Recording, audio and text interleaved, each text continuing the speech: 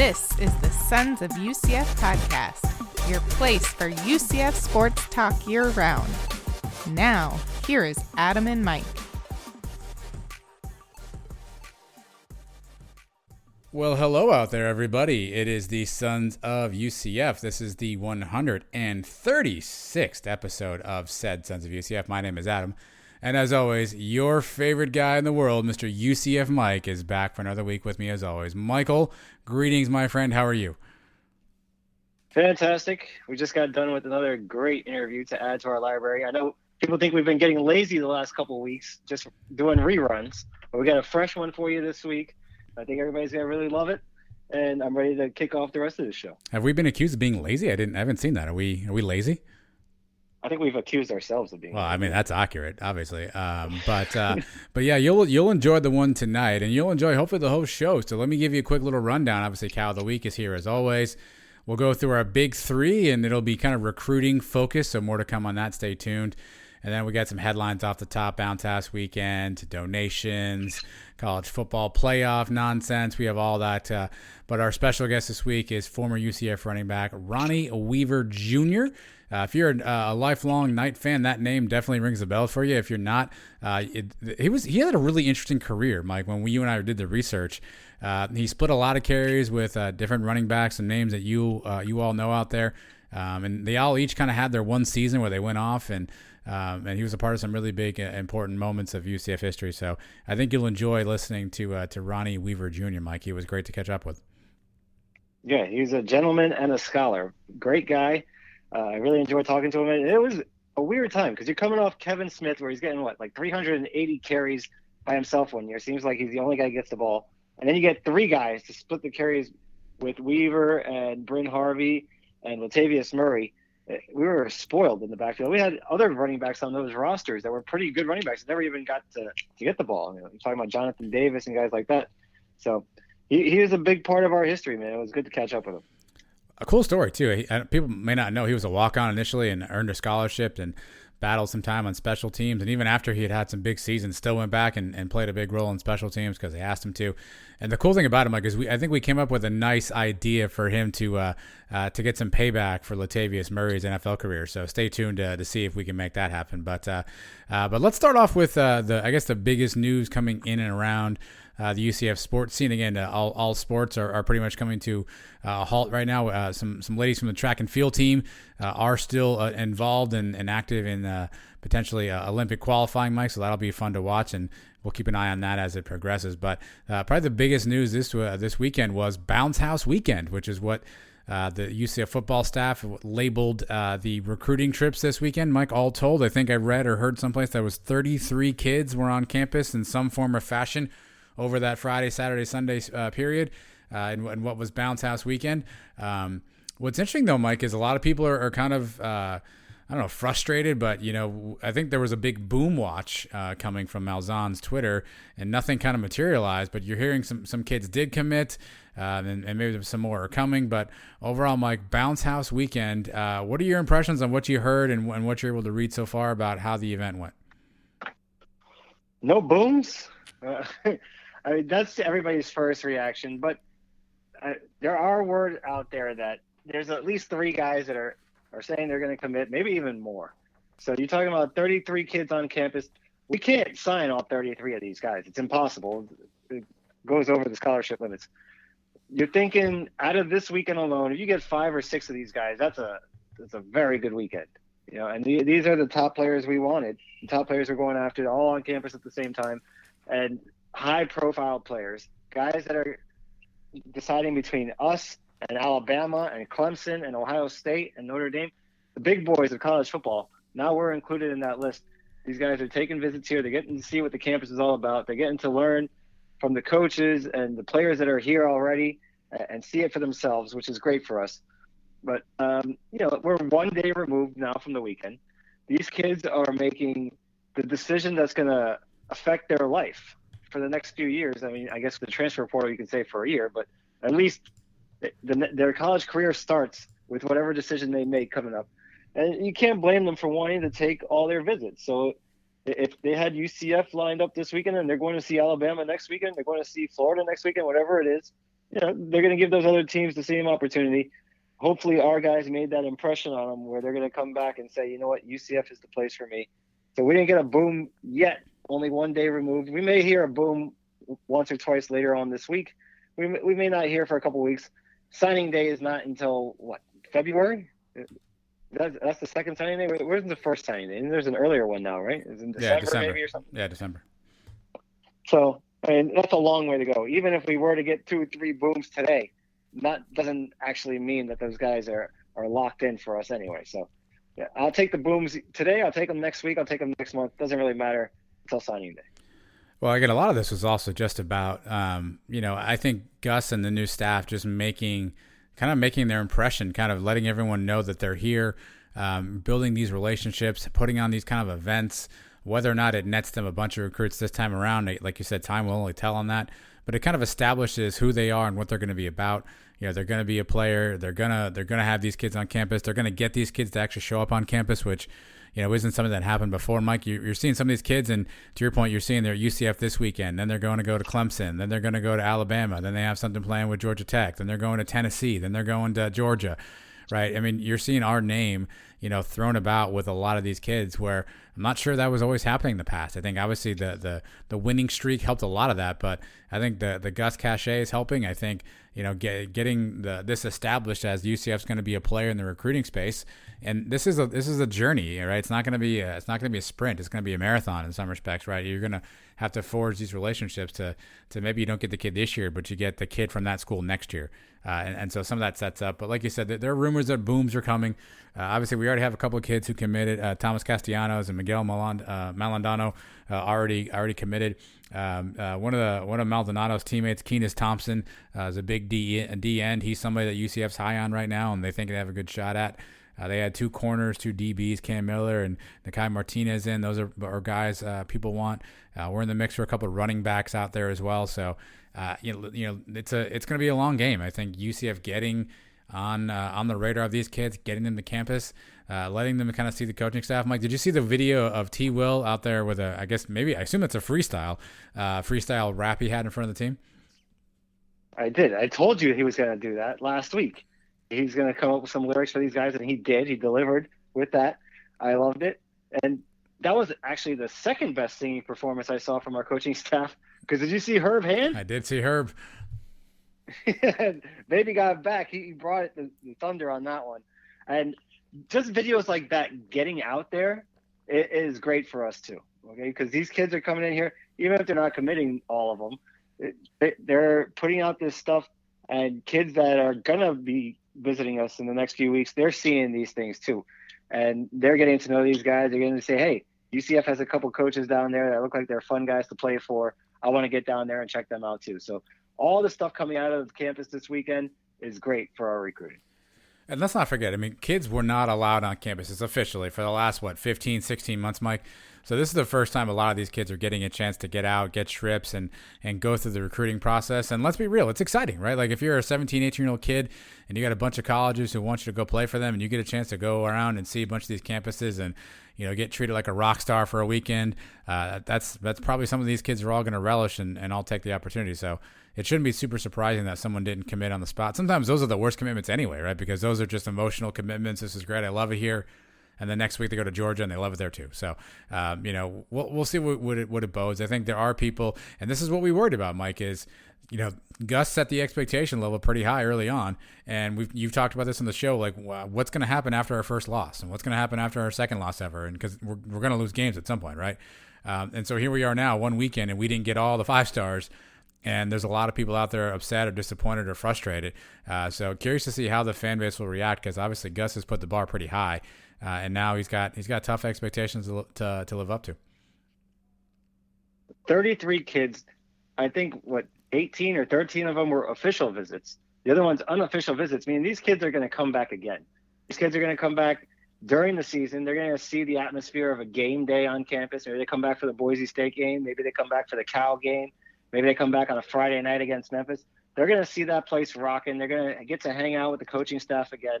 This is just the beginning, right? And if you're one of these kids, just like you said, you want to go see all these other schools, it's like being on The Bachelor, man. If you're the Bachelor on the show, you're not going to just go out with the first chick that you meet on the show. You want to go out and then try them all, right? And see who's got the best things to offer. And that's what these kids are doing. So you can't blame them.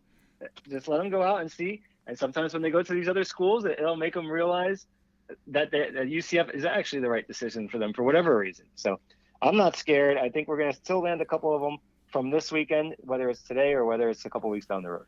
That sound you heard was all of our female listeners turning off the show. Look, there's still a couple of weeks left of visits. I think you have until the 25th or 26th, so a couple of weeks are still out there. And maybe after these kids take those visits, then they'll sit back and assess kind of where they are.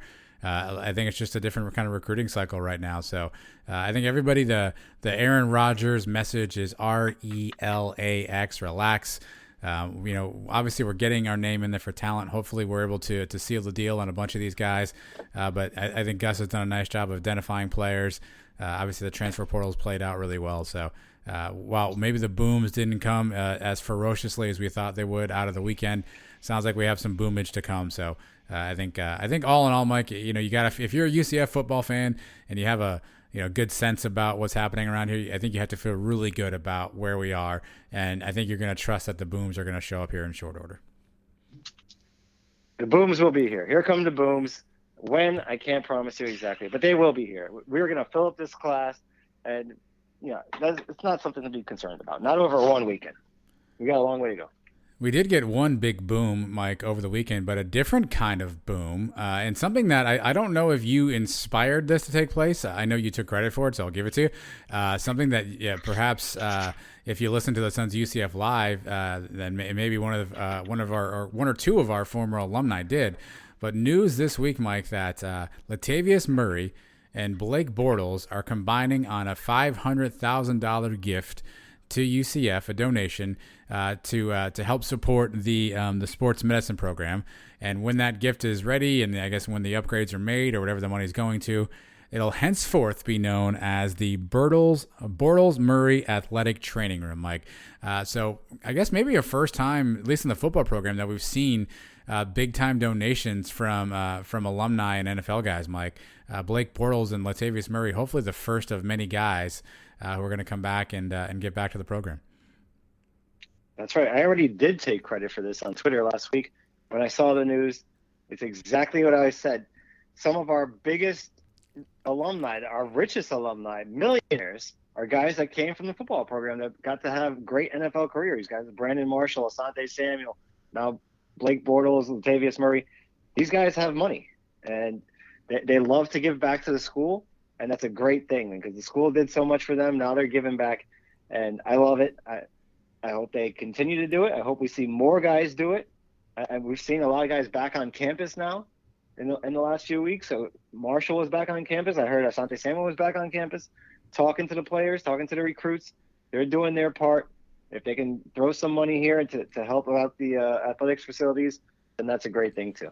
Yeah, Latavius was there as well. I think he spoke to some guys, Mike, and I think that's the cornerstone of building kind of a legacy type program now that, these guys, their names will be on the buildings from here going forward.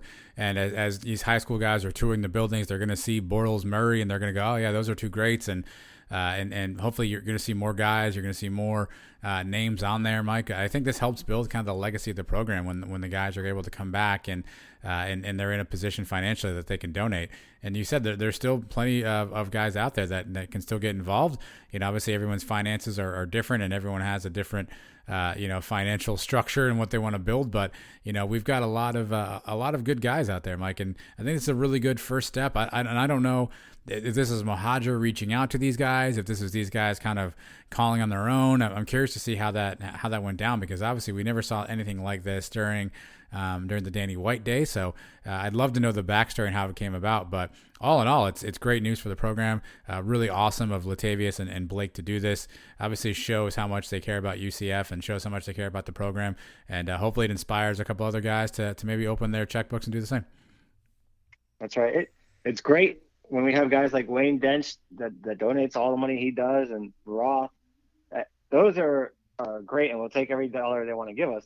But when it's one of your former players, it kind of hits a little different, especially from a fan that's watched these kids, as teenagers, come into the program, grow up with the program, and then become successful You love to see it, and not just football players now. Maybe we see some more famous celebrities, and we've had some other big ones. And if this happens now, I'm going to take credit for that too. But Cheryl Hines is a big time name. Has made plenty of money in acting career. Daniel Tosh is another one. Dalhouser, a gold medalist. We've got plenty of people that have come through UCF now that have been very successful. And now that they see that the program is growing the way it is, they want to be a part of this and help this thing get even further. Well, if it does, Mike, one of the things that may happen because of that is continued national prominence. We talked about this on our live shows. That's Thursday nights on the internet. You can find me, Mike, and Trace Strelko wherever you get your internet stuff, Facebook, Twitter, YouTube. College football announced kind of late last week, Mike, that they've officially got a proposal on the table that will expand the college football play up to 12 teams. Obviously, it'll be sort of status quo in terms of conference championships or highest ranked conference championships and a bunch of at-large bids. The thinking here being, Mike, that this is a big win for the quote-unquote group of 5 teams, that this would potentially have gotten them 1 or 2 spots in each of the last several different college football playoffs if that model was in place now. Obviously, UCF would be a school that would be poised to benefit from this the most. Gus Malzahn tweeted out his support and approval, and by and large, Mike, I think everyone who's looked at this and read into it and thought about it so far has said this is nothing but a positive for UCF. We were a tad more skeptical, not because UCF won't be good enough, but more so because the NCAA and the ESPN and the College Football Committee people will find a way to screw this up, Mike. But overall, the news that broke, obviously, about a potential expansion, that's certainly got to help and hopefully an exciting part of UCF's future, right? I'm always a little wary when things seem too good to be true. And this is something that seems like we've been waiting forever. It's kind of like when we heard about, hey, we're joining the Big East and this is going to be it. And then all of a sudden the Big East disappears. Or, hey, the Big 12 is expanding and we're one of the top candidates. And then all of a sudden they stop exploring new candidates. Now this is a huge one. The playoff expanding to 12 teams. I mean, this is what we've been crying about now for the last 5 years. Give us a shot to get in this playoff. We never had a real path to get in, no matter what they told us. We knew they were full of crap. We were never getting in as a 14 playoff. Now at 12 teams, and the parameters they set for it, what they're talking about doing, the top 6 conference champions. I mean, the American has been the clear 6th best conference, actually probably 4th or 5th if you talk about ahead of the Big 12 and the Pac-12, even though they would never rank us ahead of those teams. But 6th for sure. We win our conference, we would get in. This is all we've been asking for, a fair shake to where we know ahead of the time, before the season starts, if we do what we need to do, if we go undefeated, we're in. If we maybe have even just 1 loss, we're in. And the way they wrote it, or the way it seems like it's going to happen, is the best possible thing for us. There are no guarantees for even the P5. So if the Pac-12 is in a down year and their conference champion only has 3-4 losses, we could be ranked ahead of those guys. Same thing with the Big 12. Same thing with even the ACC if Clemson seems to fall off 1 year and some other team gets in there. So a lot of ways now for us to make the playoff. And as a UCF fan, you got to be thrilled with that. We are in a prime seat now. It could be argued that we may not want to leave this conference for a while. If we can make the playoff now for the next 5-6 years consistently, I mean, there is so much to be had now. The future is so bright with this move. Yeah, the net of it is if things are as advertised early on, and we should stress this is just a proposal. This has not been approved. This has not been voted on. This is simply a proposal that'll go in front of a committee. There still has to be negotiations with a TV contract with ESPN because that wasn't due up until 2025. And so do they want to open that negotiation up early? What does that look like? There's obviously some bowl tie-ins that are going to come into play. If you're going to play a lot of these games early on at home team stadiums, is that going to negate the need for as many bowl games? There's revenue tied to that. So can that be made up? So there's still a lot of hurdles to cross, but you're right. If it turns out to be what it says on paper, UCF stands to be one of the biggest winners in this process if it becomes true to form. And so you're right. This is what we've been asking for. We've been saying, give us a chance. I don't think anyone expected it to happen this soon. I think we all always said, hey, this probably is another few years off before it even becomes a thing. And so to have it on the doorstep now in 2021 as a talking point, to maybe have it in front of votes and committees. If you're a UCF fan, just think about all the things that have aligned for us in really the last 6 months, right? We've got a new coach that came in to kind of energize stuff, a new athletic director. Now we've got some new finances. We have new buildings opening. Obviously, we've redone a little bit of our football facilities. We have a new staff that's out there recruiting, and now we have a chance maybe to get into a playoff. We have Twitter names on jerseys. I mean, things have really sort of taken a hard right turn towards the positive for UCF, and it's so funny, Mike, because we did our shows back in January when Danny White was leaving and Heupel was leaving, and it was like gloom and doom, what's going to happen next? And here we are 6 short months later, and if you had wrote out a list of like, hey, if these 5 things would happen in the next 6 months, it would be great. We've probably hit like 4 or 5 of them at this point, right? And who would have ever thought 6 months ago that we'd be in this position? Yeah, it's like we're dreaming. That's why I'm not going to get totally excited about it until it's official, because the way things are written out right now, it seems perfect. And I don't think that's the way it's going to end up. There's going to be some kind of tweak, some kind of changes to this. The P5 people are going to get in a room and say, wait a minute, do we really want to give this? Can we adjust the wording on that? Can we figure out a way to make more monies for ourselves? Are we letting these other conferences maybe get too much? Can we find a way where we can guarantee that there won't be 2 G5 conferences getting in there? That something's going to change, right? And I think that's definitely going to happen. They got to figure something out with the bowl games and the bye weeks and who gets home field advantage. All that stuff sounds great for now. Tell me when it's all official, and then I'm going to throw my party, because then we can start booking trips for the playoff, man. We're going to be in that sucker more times than not, and especially the way we've been running this conference for the last few years. It's very exciting. Party at UCF Mike's house. I think the thing to think about is going to be the Notre Dame effect, because they are essentially boxed out of this by not being in a conference, meaning they can never be one of those top 4 seeds, Mike. And so for a quote-unquote blue blood like Notre Dame to really kind of be boxed out because of no conference, I think that's where you're going to see some interesting negotiations and some haggling, because Notre Dame is not going to want to be on the outside looking in based on their program. But go back to 2014 when this started. I mean, 4 straight years, you would have had the 12 seed as the Group of 5 team. Would have been Boise, Houston, Western Michigan, then UCF. In 2018, UCF would have been the 8th seed, which would have placed us as a home game against the 9 seed Washington that year. Memphis was a 12 seed in 19, and then 2 teams in 2020. Cincinnati would have been an 8 seed, and Coastal would have been a 12 seed. So there are definitely spots to be had, again, if this comes to fruition. But my prediction is watch Notre Dame, because they're going to be upset that they're not involved in this, and there's going to have to be something made. And I think that's where it'll be interesting. What tweaks or modifications have to be voted in because of trying to appease Notre Dame. Right. And the Rose Bowl always has a big say in these things too, for whatever reason. But we fantasize and talk about that 3-week stretch, or the 3-game stretch of the end of 2017 with the Cal game and then the Memphis championship game and then the Peach Bowl. That's 3 crazy games in a row. Imagine if this playoff comes to the way we're talking about. We're going to have to talk about 5-6 games in a row, where you're talking about the Cal game at the end of the year, then the conference championship game, and then we'd have to win 4 playoff games. That's 6 games in a row where you're like, oh my God, and who knows what the schedule is like before that. Between November, December, and January, it's going to be heart attack city for us in a good way, because if we're in those games, that means we're at the top of college football, and I can't wait for it, man. So buckle up. It's an exciting time now, and see what happens with the Gus Bus in charge. Everything seems like it's headed in the right direction. What a time to be alive, Mike, and what a time to think about recruiting. We talked about it a second ago, and we're going to take an interesting look at recruiting in our Big 3 this week. So our Big 3 with a heavy recruiting focus coming up next. This is the Sons of UCF. Don't you go anywhere.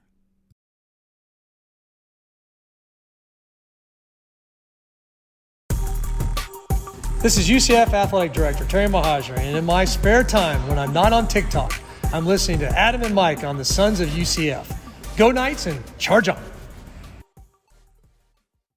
All right, the Big 3 is back for another week. If you're new, here's what Mike and I do.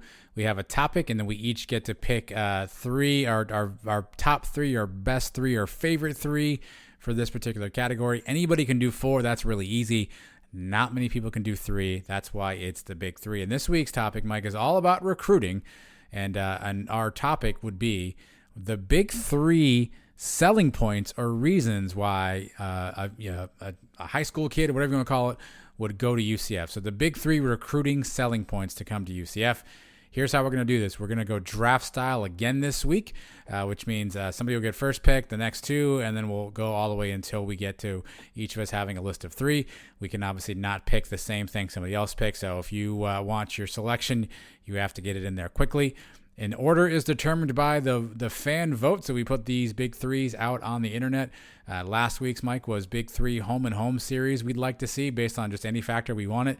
And sad to say, once again, the fans got it wrong, and you won that vote, which means for the 3rd straight week, UCF Mike is picking first, Mike. So your first picks, selling points to come play football at UCF, are what? All right, the number one thing I have, and it's UCF itself, the campus and where it is. The campus, compared to other schools, even like Florida and Florida State, it's new. The buildings are fantastic. Where you're living, the dorms, the apartments that are right there. Are you kidding me? What a difference it has been from now to where it was when we were there, when the guys were living in CVI, Collegiate Village Inn, to the beautiful places they have right there on campus now.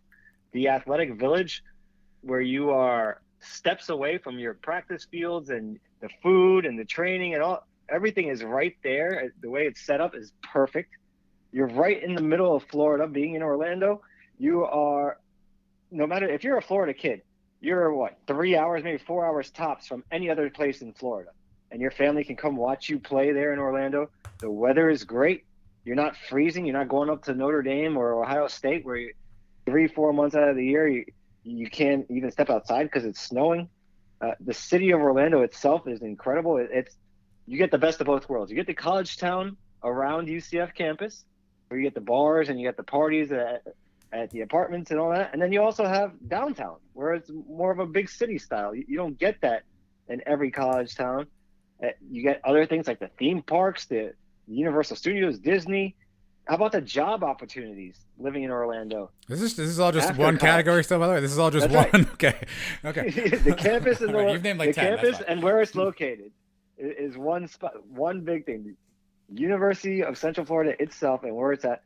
I mean, think about that. If you want to work somewhere after college, you're already there. You're in Orlando. You have all the connections there. If you're going to school in Gainesville, all those people in Gainesville move to Orlando after college.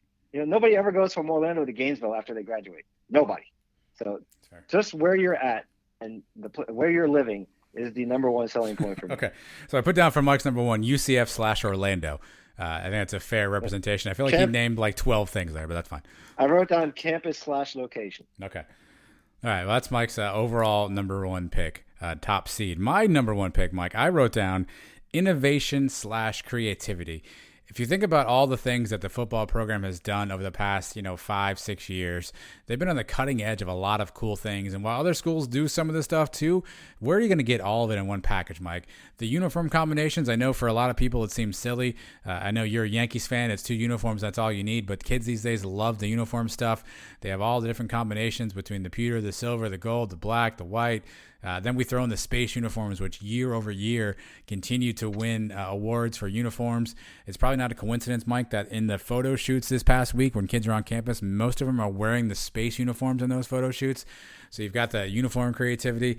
Obviously, you've got a couple of things they do in social media. Not to discount the fact that we just put Twitter handles on the back of people's jerseys.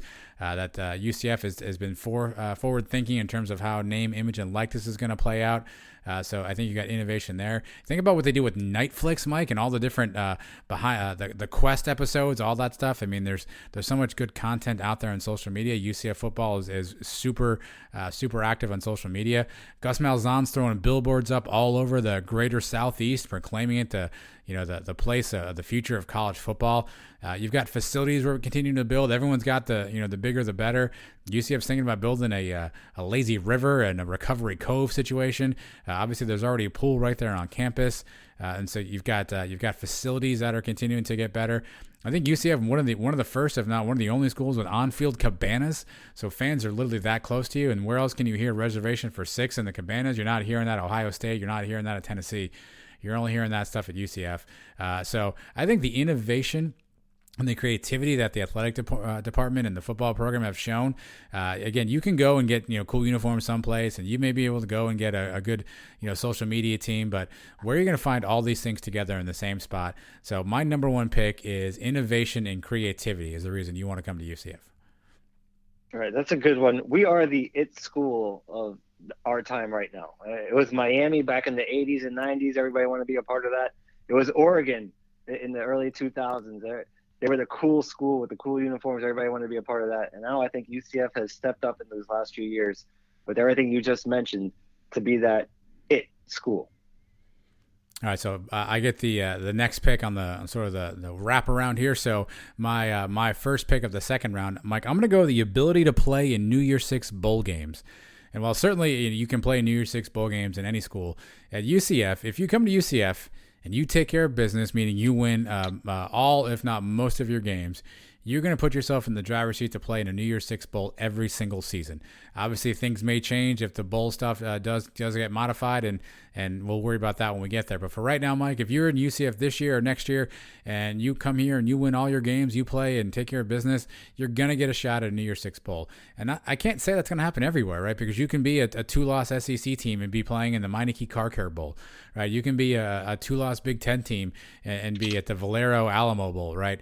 But if you come here and you take care of business, you are going to be playing in a New Year's Six bowl year in and year out.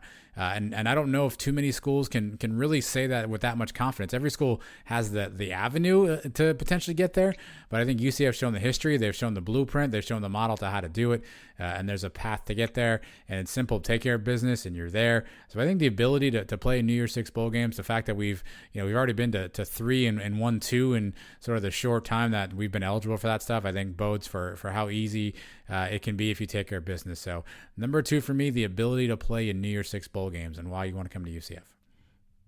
Right, and I think that is going to change into going to the playoff because those games are going to technically be playoff games. Once we win our conference, that's where we're going. So right now, New Year's Six is great. In a few years, those New Year's Six games are playoff games. So yep. We'll be in those too. Those are good ones. Back to me now, all right? That's you. And my second pick right now is the coaches and the staff that's in place right now. Coach Gus Malzahn, with the staff he's put together, we've got a combination of everything. We've got the experience. Malzahn has been in these big-time games. He's played for national championships before. The staff that he's put together, T. Will and Herb Hand, these guys, we've seen the videos. They relate to the players. People love these guys. And I think you're going to see as time goes on, this may end up being the best all-around staff we've had. And they're starting now with the recruiting. Yeah, we talked about, we didn't get any booms this weekend, but they're coming. And after that, we're going to start seeing the results on the field. These guys, you got to love to want to come play for these guys. If you're a high school player, you've seen the results out of these guys already. You've seen what Gus can do at Auburn in the SEC. He's won on every level he's been at. He won at Arkansas State. He won at Tulsa. He's won at Auburn. He's going to come here and he's going to win here too. The coaches for me and this whole staff is my second pick. Yeah, that can't be argued. I think Gus brings cachet, right? When his name was announced, I think a lot of people were kind of like moaned and groaned, but it wasn't probably like 8 hours later where everyone was on board.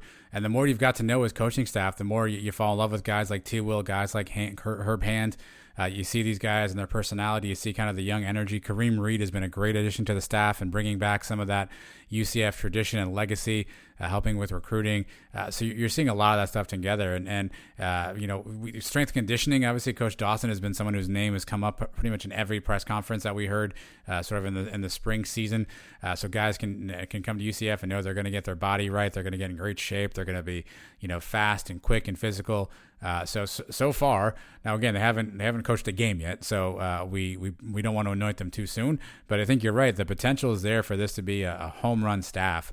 And if you're a kid looking to go play someplace and play for some dynamic coaches and coaches with experience and coaches who are going to get you better and coaches who are going to get you to the next level, UCF staff is definitely one of those top staffs. And especially in the Southeast. So the coaching staff definitely makes a lot of sense as a number 2 pick. All right. And my third and final pick is your opportunity to create history. Ooh. So we've got schools that, Florida, they've won some national championships. They've been playing football for over 100 years. It's for you to go there and do something for them to remember. You're not going to pass Tim Tebow, basically. They've already got statues around the stadium for guys like that. Same thing in Ohio State, same thing in Notre Dame and Michigan. Here, you have a chance to be a legend. You want to come here and do things that have never been done before. You want to take this team to the playoffs for the first time. You want to win a national championship here, even though we've already done that. But to do it in the eyes of the rest of the country, that still needs to be done. You want to come here and beat the Gators and beat Miami and beat Florida State, because soon they're not going to be able to run away from us anymore. They're going to find us in the playoffs. And we're going to come here and take over the state of Florida. This is your chance to come do that here and make a name for yourself. Be a legend at UCF. People will remember you forever. And the school is young. We've only been here playing football for 40 years, and we've gone through every level of football there is. Not every school can say that. And now we're taking it all the way to the top. Our guest this week, Ronnie Weaver, tells us UCF stands for opportunity. This is your opportunity to come here and make history. Don't be a part of history, but make your own history at UCF. I think that's a big appeal for some guys to come here and make a big name for themselves. Wow. I feel like I just listened to the Al Pacino Piece with Inches speech from Any Given Sunday there. That was fantastic. You threw in the Ronnie Weaver, a UCF's for opportunity quote. That was well done by you. We should write that down. They should use that someplace. The inches we need. Yeah, exactly. Yeah. All right. Yeah, they're everywhere around us. Yeah, I mean, that's tough because that was kind of what I was going to go with. I wasn't going to go with that specific. You framed it history, make history. I framed it as you get a chance to be a part of an up-and-coming kind of strategy program, alumni base, but that's kind of exactly what you said.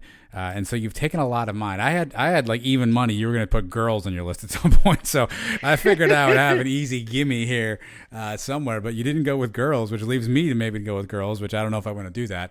But we've already touched on a lot of the other great opportunities. And so I'm going to pander to the fan base here, Mike. I'm going to go my third reason to come to UCF is you get to beat down your rival every year. Every year you get to play your rival, and every year you pretty much guarantee you're going to beat them down, and you're going to continue to keep them down. A lot of these schools, right, you go play for the great rivalries, and it's back and forth. It swings here and it swings there, and it's Michigan, it's Ohio State, it's Duke, North Carolina, it's Stanford, Cal. But every year if you come to UCF, you're going to play the rivals, the Cows, and every year you're going to beat them down. And there's nothing better than when you go to a school and you have a rival, and every year in the rivalry game, you're the team coming out on top. You're the team dancing on the logo. You're the team putting the interstate sign in the ground. So the ability to know you're going to come to a school and you're going to play a rival who probably should be a JV team, but you're going to beat them down every year. That's a huge selling point. You're going to have all those trophies. You're always going to win the rivalry games, which is a lot of fun. And if you're in Orlando, you're going to probably play against some kids you played against in high school, so you get a lot of trash talk opportunities. So my third reason to come to UCF is you always get to beat down your rival. All right, that is maybe a little recency bias since the series itself is tied 6-6. But I see where you're coming from. Look, I need a win here. Like I feel like this is pandering to the fan base as a win option for my big three. So I need a win here. I'm going to pander by making fun of the Cows. I feel like that always plays well. You should have just gone with girls. I think that would have been a good one. You probably could have won some votes on that. Because the women that are at UCF have always been, top notch, and some of them are listening to us now, and we appreciate all you guys. Unless you turned it off a couple minutes ago when I made my other comment, but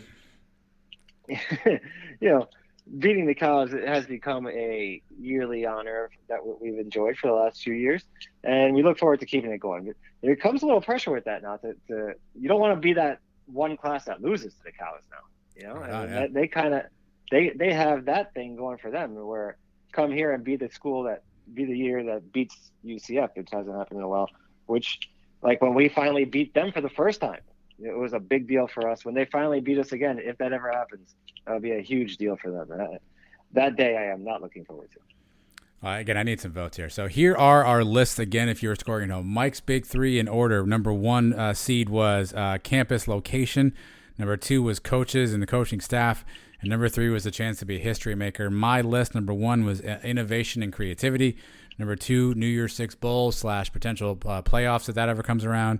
And then 3, you always get to beat down your rival. So those are our big 3 lists, Mike. I will put those out on social media. I've been doing that on like Friday mornings. Just to give everyone some time to hear the show. I feel like if people hear the reasonings behind them, they may vote differently. I don't know how many people are listening to the reasons first, but I'll give you some time to listen in. But we'll throw these out there on social media, and you tell us who got the list right. Winner gets first pick for next week's Big 3, Mike. I feel I'm on an 0-2 losing streak. You've got a couple of strong ones here. I feel really good. I feel like innovation and creativity is going to be it's a little broad. I don't know if people will know what I mean by that, so I feel like that one could come back to bite me.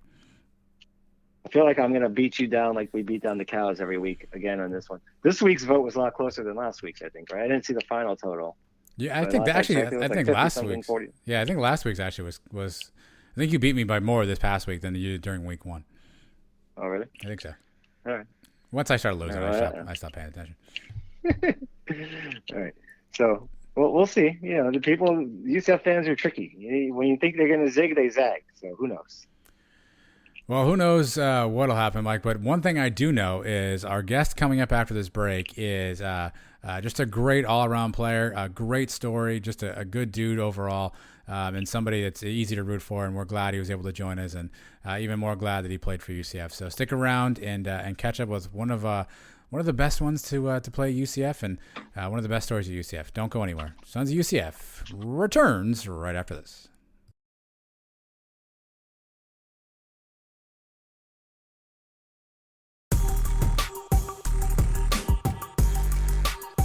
The Suns have a new interview. Listen up. All right, our guest this week is a guy who played a big role for UCF for a number of years. He was part of maybe one of the most heralded backfields we had in UCF history. So happy to have Ronnie Weaver Jr. joining us on the show this week. First of all, Ronnie, thanks so much for taking some time. We're glad to have you on the show. No problem, man. Appreciate y'all for reaching out. Definitely apologize for the back and forth, man, but I definitely owe you, so glad to be here. Well, you can pay us off by telling a good Georgia O'Leary story later on down the road, but let's just start because I know you have some, by the way, everybody does. Let's just start off at the beginning really quickly. So I read a little bit of your background, but why don't you tell people, how did you end up coming to UCF? Because you came as a walk-on, so tell us the story of how you ended up in Orlando for UCF. Yeah, I actually did. So I guess the story would be, got out of high school, and I actually played safety in high school.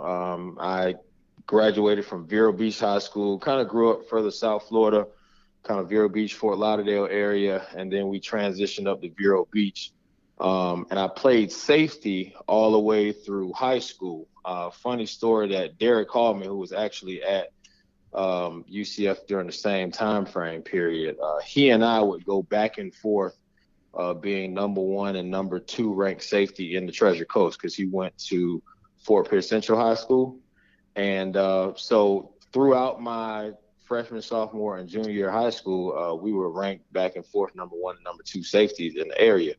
My senior year, I transitioned to play running back, and I kind of lost some sizzle, I guess you would say, in terms of recruiting. And I really didn't have any offers coming out of school. I had one like really small offer in New York, like a D2, D3 school, and New York wasn't going to happen. That's just cold in New York. So at the same time, I just used my academics, right? So I was in a AP program. I wanted to study some science, and biology has really interested me since I was younger, and kind of settled between the arch rival across the highway there, I-4, at USF or UCF. And I actually just picked UCF just because it was the school that my mom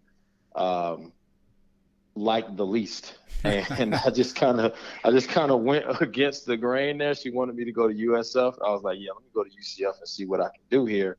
But I had Antonio Wallace, and I don't know if you guys have had him on or not, but Antonio Wallace actually graduated from Vero Beach High School as well. And he gave my cassette tape, my VHS tape, to Coach Tim Salem. And Coach Salem was like, well, yeah, you can come and walk on. I saw your tape, so I guess you can come and walk on the team.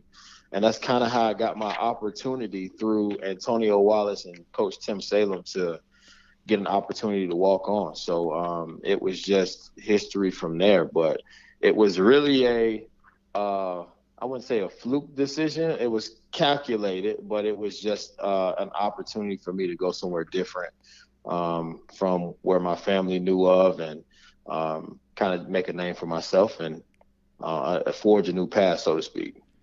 Well, things have worked out well for you. You get to campus as a walk-on, and after that first fall camp, you get yourself a scholarship opportunity. So you get on scholarship pretty quickly when you get to UCF.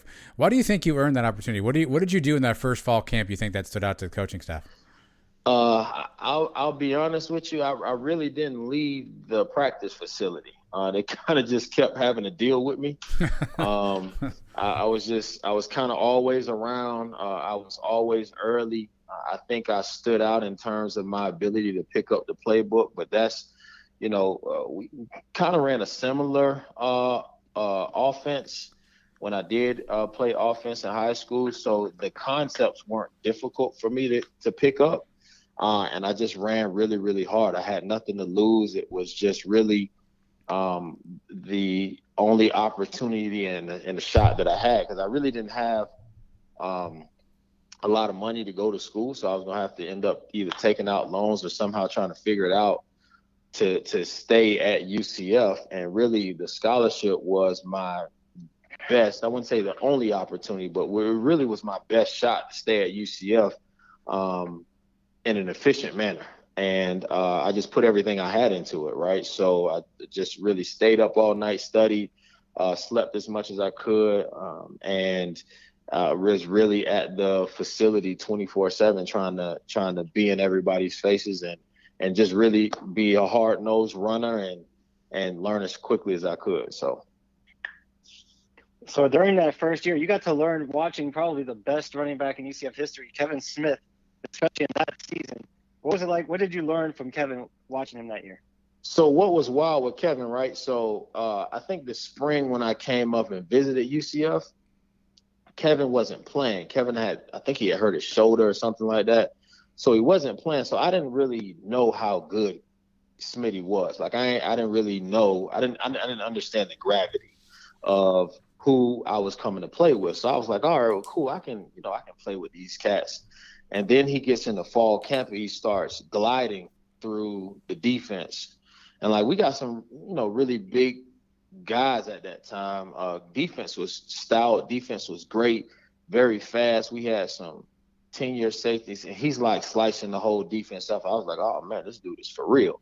But I think one of the main things I learned from Kevin is he was a student of the game. And I think that's where we met the most on, is that he knew the protections, he knew the defenses. He had seen them so many times before, and he knew what moves he needed to make in order to, make a big play. And I think that's where he kind of helped me in some film study. He helped me with some aggressiveness as far as pass protection, things of that nature. And, we used to laugh and joke all the time, but it really helped me become a more a more decisive player in terms of, okay, I know I've studied. I know I understand what the defense is going to give me. Like, what am I doing to react to it now?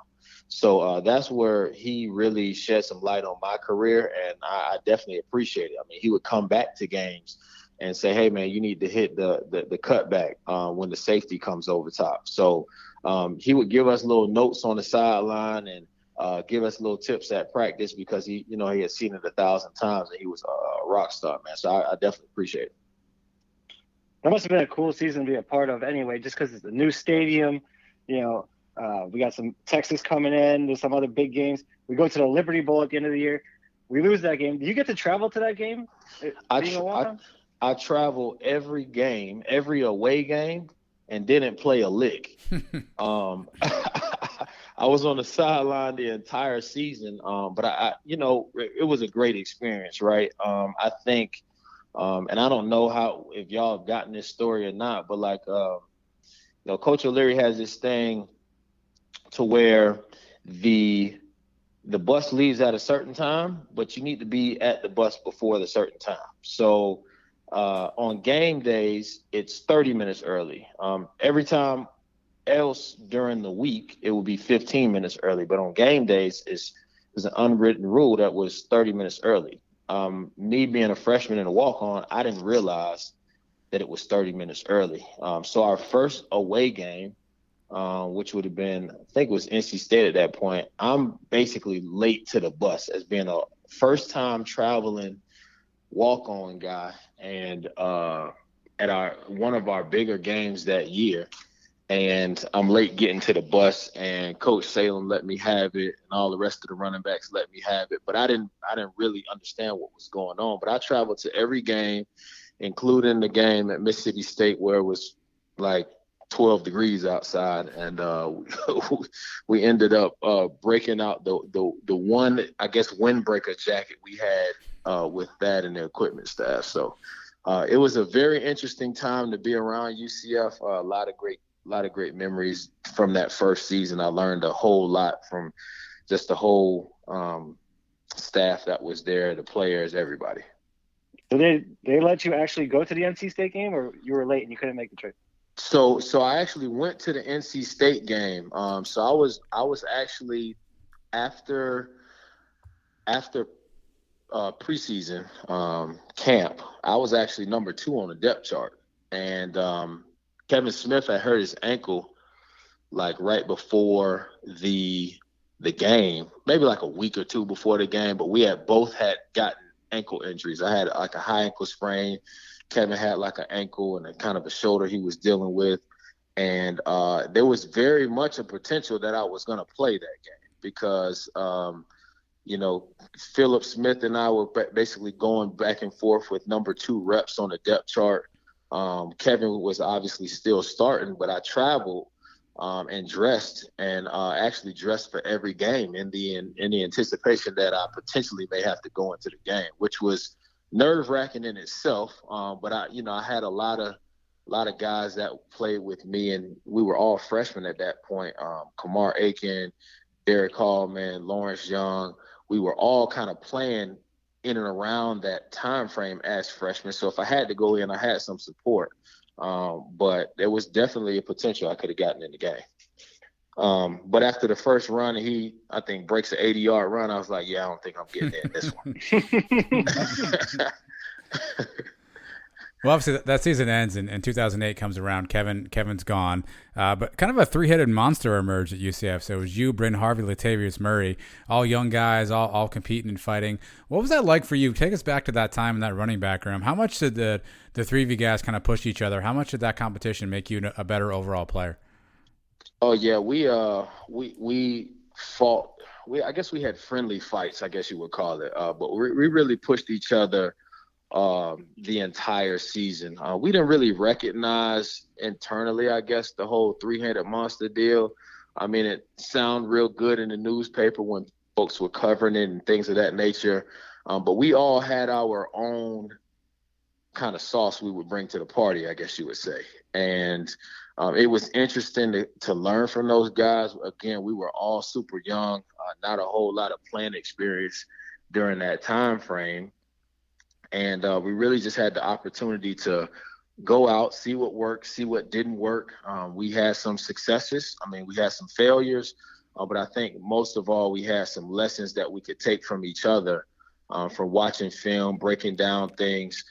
Kind of Coach Salem, he and Coach Gossi, they kind of gave us the freedom to kind of live through our mistakes, right? And I know it was some growing pains for everybody, including probably going back and watching some of that tape after we screwed up with an assignment or something along those lines. But it was a very interesting time frame, and you kind of find out what you're built out of when you go through some times like that, right? And I think that was the first kind of, I guess you would say, down period we had in our career in terms of we're not winning a tremendous amount of games, or at least by a fabulous margin, which kind of just leaning on the defense as much as we can, and hopefully we get the ball in the end zone 1 or 2 times a game. But I definitely got some fond memories from the first season kind of starting and then getting put at second string and playing a lot of special teams, and it's an interesting time.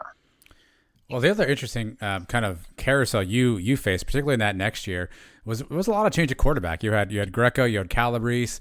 Then later on in your career, you had Red Hodges, then you had Godfrey, then you had Bortles down the run. But at least for those first couple of years, a lot of alternating between Greco and Calabrese. As a running back, how is it difficult to get used to different quarterbacks? Is it hard for you to kind of adjust to a new guy being in there, and maybe not knowing who's going to get the ball every game? Well, I could tell you one thing about Greco. He was left-handed. So if you're actually catching like a swing route out of the backfield, the ball spins differently, and the trajectory of the ball is a little different. So that was really the main difference between Calabrese and Greco. But as far as their leadership and things of that nature, they were both guys that would get in and command the attention of the offensive line and command the attention of our receivers and offensive core.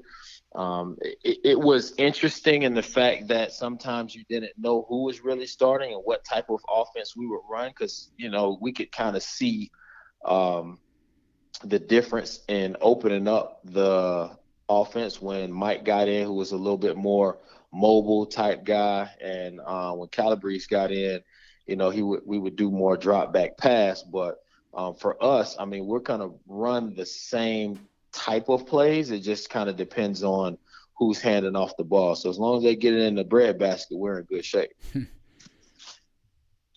Refresh our memory a little bit about 2009, because in 2008 you got the ball a lot, and then in 2009 I see you only had 19 carries. Were you banged up a little bit that year? What was going on there? So 2009, I guess, like at the end of 2008, it was pretty much transitioning to, okay, who can take the ball and run with it, so to speak. So we went back and forth, Brent Harvey and myself, kind of splitting carries in 2000 at the end of 2008.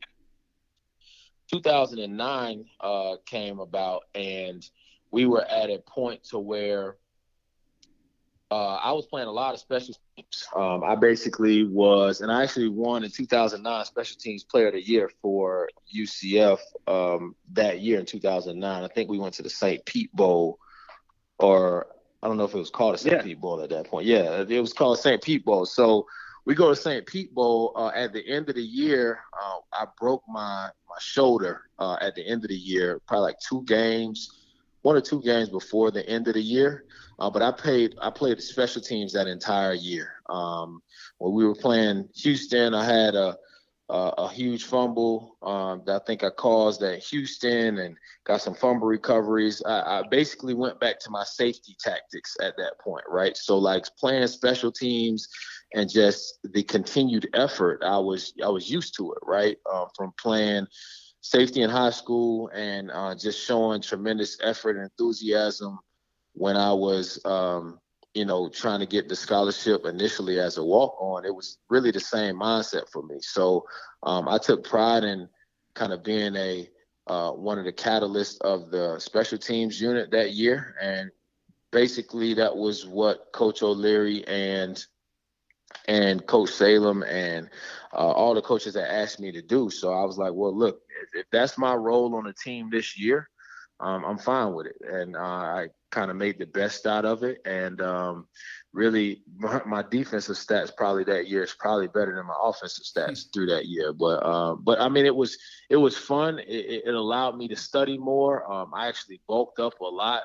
Got a lot bigger. I think I got a lot smarter that year in terms of getting a lot of mental reps.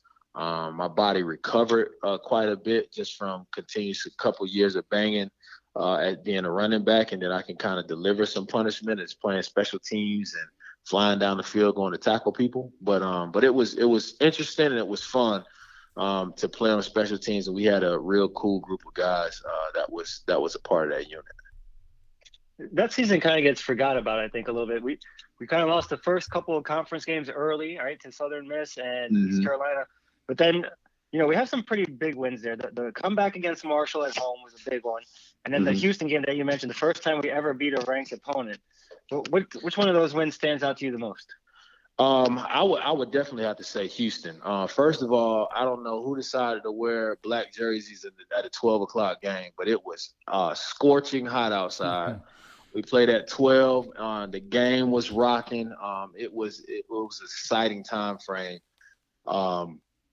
We had the opportunity to make a statement, and I think that was really a turning point in our season, that game, because everybody had kind of written us off, right? And I think that we really took it apart ourselves, and we practiced really, really hard that week, and gave ourselves an opportunity to win the game. And we saw some areas to where we could make some big plays, and saw some weaknesses in their defensive scheme, to where we took advantage of it. Brand, I think he had an excellent game that game, but really that whole week we were trying to help each other break down film, because we didn't know who was going to play the majority of the snaps, right? I was still kind of anchoring on the special teams unit, but Brent had a monster game that year against Houston, and it was just great to see, a team with a number beside it come down, especially in the bounce out. So that was the one that stuck out to me the most that year. All right, 2010 comes around, and it was kind of a season of change offensively. Obviously, Jeff Godfrey comes in and takes over at the quarterback spot. Latavius came back. He was injured the year prior. He's back. You're still back in offense. But it seemed like the offense in general just had a different look, a different feel in 2010. How would you describe it? I guess, was it different in 2010? Was there a different philosophy with Godfrey and sort of a new regime in terms of how we want to run offense? I think so. We changed up quite a bit. We didn't necessarily run so much, fullback pro style, run downhill, run power, ran gap. Like, we ran those plays, but we ran them out of a lot of different formations. I mean, we ran out of pistol a whole lot. We ran out of the gun a whole lot more. Jeff he isn't vertically challenged, but he ain't 7 feet tall like Shaq either, right? So in terms of him being able to see over guys like Ja and the rest of our line that was there, it made it more efficient for him to be in the gun, right? So he could roll out, so he could see clearly to get the ball downfield. Because if he was under gun, if he was under center, he couldn't really see that well, right? So I think we found that out real early. But we found out he was also a very mobile guy, very creative guy. So things like sprint options, triple options, to where Tay and I could get in the backfield all at the same time. Because Bryn was coming back from injury at that point as well too. So Tay and I really had the reins of that season, which worked in our favor to have, 3 different guys who could be in the same backfield at the same time. And Jeff really did add a dynamic piece from a mobile quarterback standpoint that could also throw the ball down the field. So he did a great job confusing the heck out of defenses and allowed us to kind of open up some seams for the running game as well too, right? Because if you got to have a QB spy, or you got to have somebody that can run with him on the edge, it's got one less linebacker in the game. So that works out best for the running backs. So we kind of took advantage, even if we were being a little selfish. Well, yeah, you took advantage a ton that year. You were kind of the workhorse back for us that season. And one of the early games that year, we played at Kansas State. You gashed for 130 yards. You were averaging 5.9 a carry. But obviously, we come up short in a game we probably could have won. There was an unfortunate drop pass on the sideline that I know Mike remembers really well.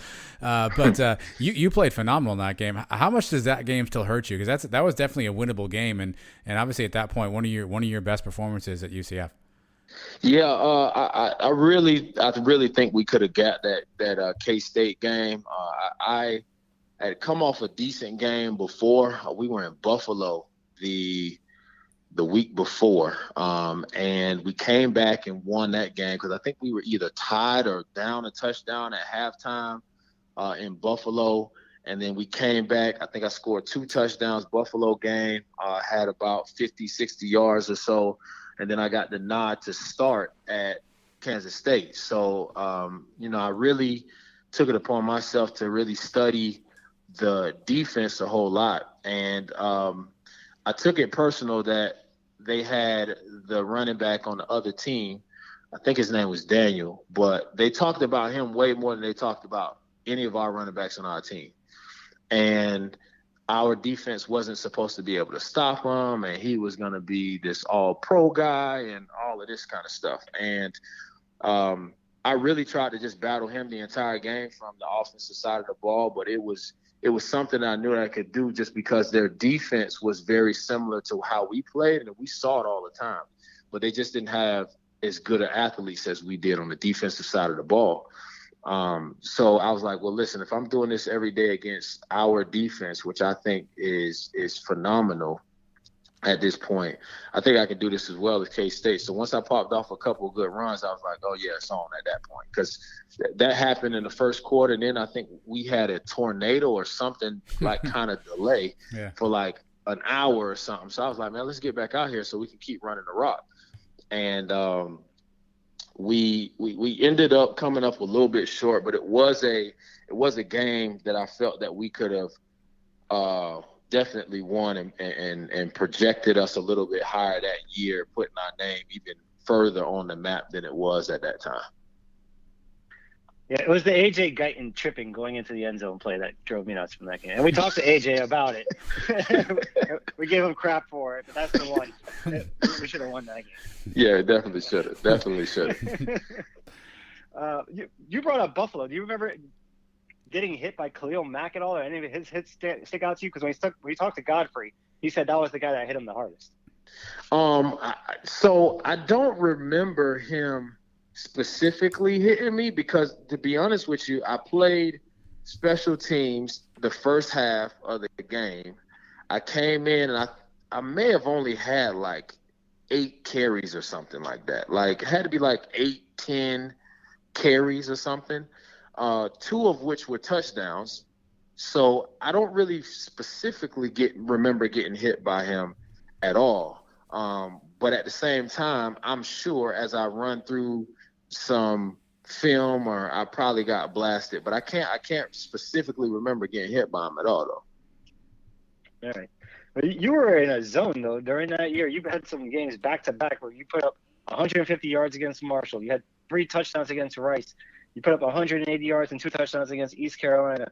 What's it like when you're hot like that and you're just getting the ball every play? Yeah, I was okay with it.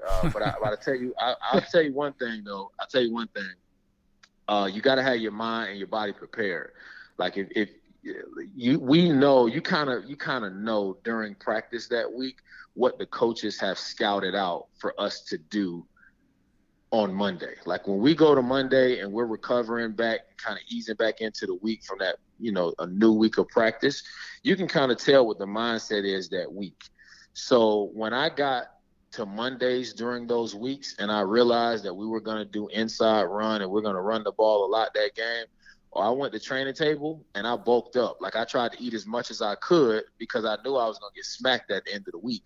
So I try to put on a couple of pounds. Like I would try to gain some weight. So you got to prepare yourself because you're going to go through a battle getting the ball basically 20, 30 times in a 60-play game on offense.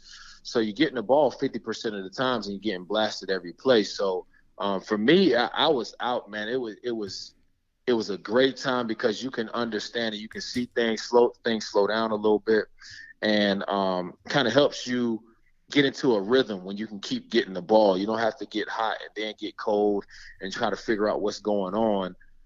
You're running the plays, they're working, you know where the blocking schemes are coming from, and then you can kind of just react during that time frame. Do you guys game plan ahead of time who's going to be the main back that week? Because I'm looking at your attempts. You get 22 carries against NC State. You get 30 against Marshall. You get 30 against East Carolina. They're giving you the ball a lot, and then towards the end of the year, you're not getting very many. And then in the Liberty Bowl against Georgia, they only give you the ball one time. Do you know that going into the game? Is that part of the game plan? Yeah, it's part of the game plan, right? So when you go and you kind of look at the week ahead, especially like with me and Tay,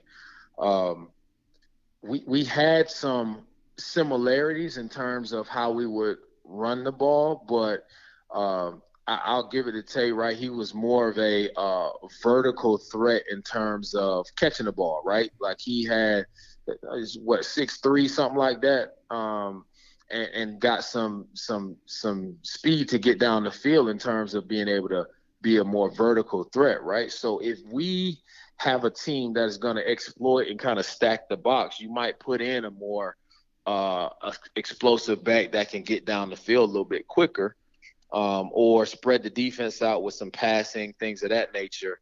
So you might go with Tay, right? But if I'm going to come in and I know I'm going to get the ball 20, 25 times and we're going to run for 5-6 yards a carry, and then I eventually pop one, then maybe that's the mindset because we've got to wear down their linebacker core or work some crossing routes. But, yes, it's all in the game plan based on what the coaching staff will see in the game plan, and then who gives us the best opportunity to win. But at the same time, like that can change up in the game.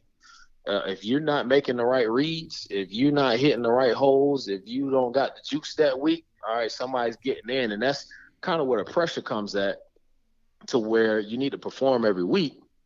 But it's understanding that, you got somebody just as hungry as you that wants to get in the game, that wants to get their name in the paper, that they got family at the game as well, too, that want to get some stats and make a name for themselves as well, too. So it changes week to week. Didn't necessarily change with Kevin Smith because he was the guy, but with us, with our kind of different skill sets, and that's kind of being, I guess you would say, close in performance structure.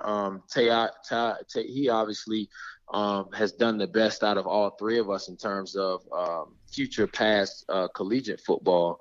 But, especially in the early stages of our career, we kind of had some similar responsibilities and execution, right? So really it was just a hot hand at that time. Whoever didn't go in the ball game and blow it and fumble, that's who got the ball. Yeah, so if you did fumble, O'Leary is never putting you back in for the rest of the game, right? He's going to one of the other guys. Well, I mean, it depends, right? It depends. I did fumble one time, and I did get back in the game. I think it's part of the game. It's part of your responsibility as a running back. I mean, one of our big slogans was ball security is job security, both yours and mine, right? So when the coaches used to bring that out, it's like, man, listen, hold on to the ball as best as you can. But it wasn't the end of the world unless it cost us the end of the world, right? Unless it cost us the game. But you could fumble one time and kind of get back in the game, but that's building up trust as well too, right? I think that Coach O'Leary did trust us in a lot of different scenarios to make the right decision, to hold on to the ball, and put the offense in the best position to be successful. And he gave us some chances, gave us some opportunities, but you ain't gonna get too many. Do you and Brent ever remind Tay or tell Tay that he owes you one because you guys took so many carries from him in college, kept him fresh for his NFL career? You know what? I might need to bring that up again. That might be a valid piece of history that we got on our hands there, to be honest with you. But no, I mean, it was really, like, we were very competitive. But we were also happy for each other when we did score, right? Like, we were happy for each other when we had monster games. It was just the culture that we had. We're all going in this thing together because you never know. It's, you're a twisted ankle away, or in Tay and Brent's case, an ACL away from playing, right? Like, it's the game is so fragile. It's beautiful, but it's fragile in terms of people getting injured and breaking a bone or breaking a shoulder, and it's next man up mentality and attitude. So we were ecstatic when we would when somebody else will have a big game. But it's but yeah, he might owe us like a few dollars.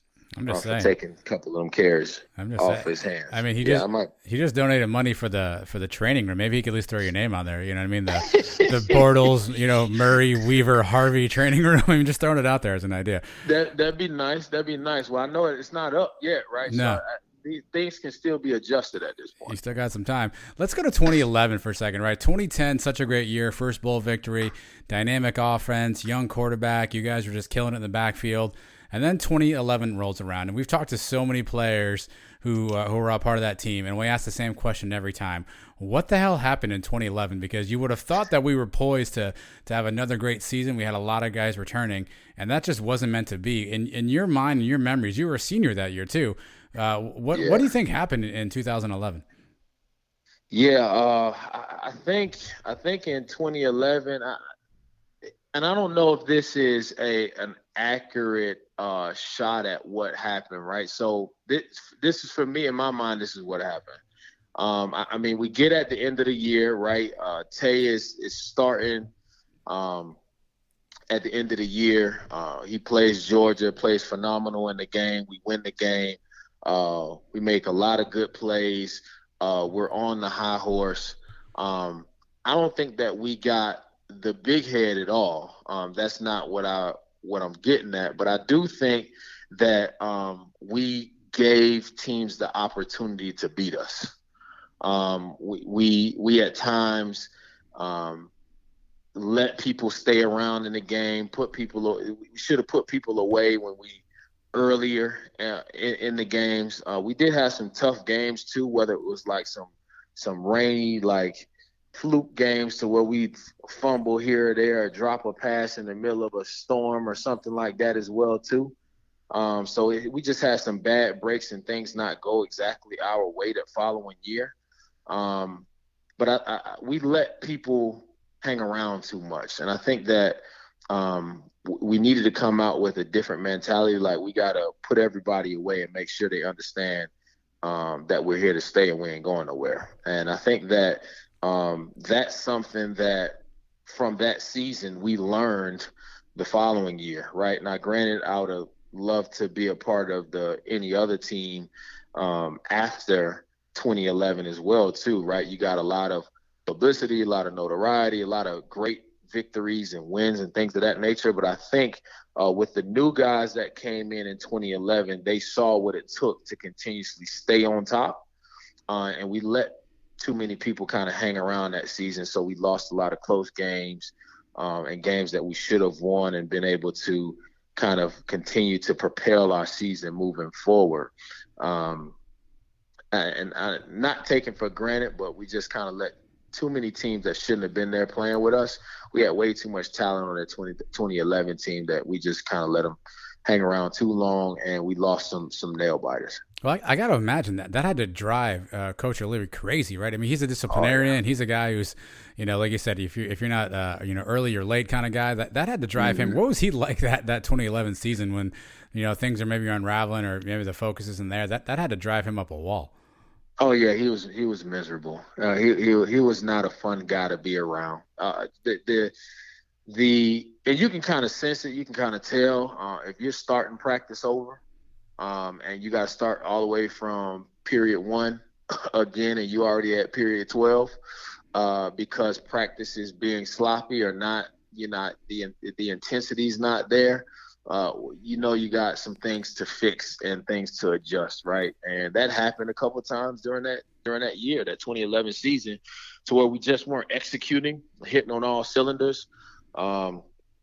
Whether it was a loss of a little mojo or whatever we're gonna call it, we didn't execute, and I think that that's something that propelled us to continue next year to just be better, grind a little bit harder, dig a little deeper in terms of being excellent every play. And I think that that's something that we did not do consistently in 2011, that 2012 kind of took to the next level.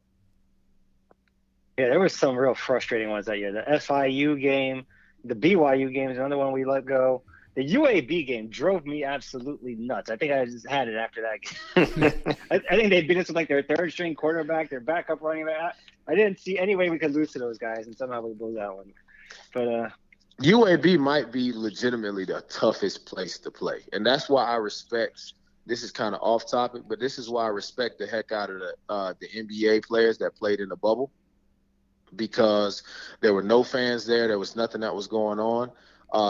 You had to lock in and focus, and you could not have any distractions. With the fans there, it actually helps you play. Like they drive momentum, whether you trash talking to people in the crowd or you got fans screaming or booing, right? One way or the other, actually having fans in the stands there. UAB had 0 fans there, and it was just tough to even concentrate and focus in those games. But, you know, those are the things that separate being good to being great, right? And that's why since that point, I think that it was a turning point in the organization, in the culture, that we needed to, like, we pinpointed things that we weren't good at and then stay consistent on, and we've improved since then. Yep. So you were a part of a lot of big moments, man. You were there when the stadium opened. You were there in 2010. We won the conference again. We actually won our first bowl game against Georgia. A lot of big time things happened in your time there. How would you sum up your UCF career? So UCF to me, and this is another reason why I came to UCF, is UCF stands for opportunity. And some people kind of take that for granted sometimes, but that's one of the biggest things that stuck out to me. I was like, man, if I got an opportunity to come to UCF, and, you know, they say that this thing stands for opportunity, and I'm, 18-year-old kid coming to try to walk on. I was like, well, at least I got an opportunity to come and make history. And that's what we wanted to be a part of, right? Conference championships, bowl game wins. Trust me, Coach Kelly would remind us every time we would get to a bowl game, well, we've been to bowl games, but we ain't won one yet. And that was really our mindset when we went into, each of those bowl games. We got to win one, right? We want to be the first people to win one. We want to be conference championships. I want a ring that I can actually say that I contributed to, right? Those are the things that kind of drove us. And I think to kind of summarize my experience there, man, it was just a time for us to continue to set a foundation, attempt to create a legacy. I think that a lot of the guys that got there in 2007, we all graduated high school in 2007. So our 2007 class was really instrumental in the fact that we wanted to make UCF a place, like a desirable place to go. A lot of us, before we got to UCF, we didn't know much about the school. We had kind of heard, different things here and there. But we wanted to make it cool with the people that we knew back at the crib. And it was really that mindset that kind of drove us to create as much history while we were there and kind of be a part of that building block of foundation of success, so kind of where we are leaning towards consistently now. I see recently you got to meet President Cartwright, new head coach Gus Malzahn. What are your thoughts now on the future for UCF football? Oh no, I'm excited. I'm excited. I think that we've got the right chemistry. We've got the right people in place. We've got the right attitude. We're gonna get even more of the right players, and we're gonna have more of an opportunity to play in the big games. Right? I think that that's really all we want is a shot, and I think that that's something that is going to continue to drive this legacy forward.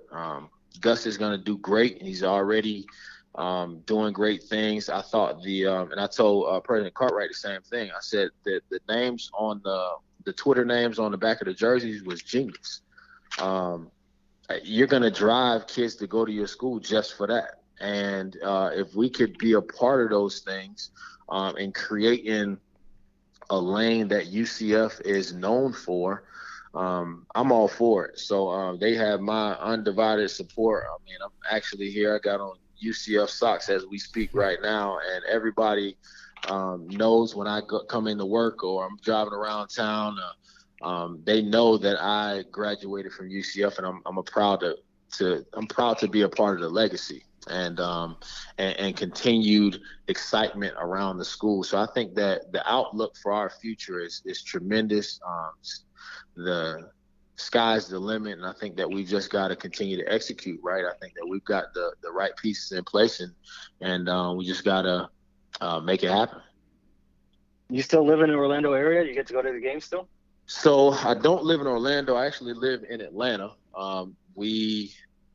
Myself, Jason Vincent, AJ Guyton, Derek Hallman, we actually all went to the UCF Georgia Tech game that was up here that honored Coach George O'Leary last season. And, obviously it was some social distancing and things of that nature going on.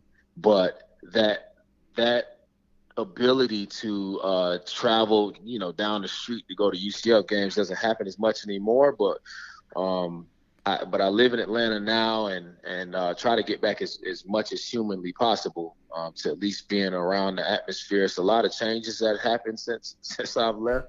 A lot of new buildings, lazy rivers, and all sorts of crap, right? So I'm cool with it. I think that it's a sight to see. It's a spectacle. I think that when I visited other campuses and things of that nature, it's we rival and excel those other places. So for me, it's just it's a blessing to be a part of it, and be a part of the history, and be a part of the development of the culture as well within the school.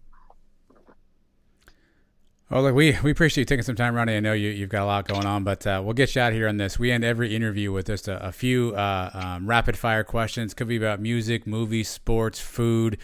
Could be anything at all. So are you ready to face these really tough rapid-fire questions? I got to shoot. All right, so I read over the weekend that there was a guy in Massachusetts who somehow got swallowed up by a humpback whale and then spit out, and he's still alive, which to me sounds like the worst thing ever on the world to happen to somebody. So do you have an irrational phobia? Are you afraid of anything? Spiders, snakes, heights? What's your phobia? I ain't gonna lie to you. I don't fool around with sharks. I really don't. You shouldn't, by the way. Yeah, you really shouldn't fool around with sharks. Yeah, I mean, I'm not afraid of it, but I was 6 years old, or 6 or 7 years old, and I was on the beach fishing, and I caught a hammerhead shark. Ever since that point, shark's been off the list. That's a good call. Yeah, that's really good. All right, Taco Tuesday rolls around. Are you hard shell or soft shell? Hard shell 24/7. I got to get the crunch. Yep, I'm the same thing. Right. I don't know about these soft shells. That's the right answer. How many tacos are you putting down in a sitting if you have to?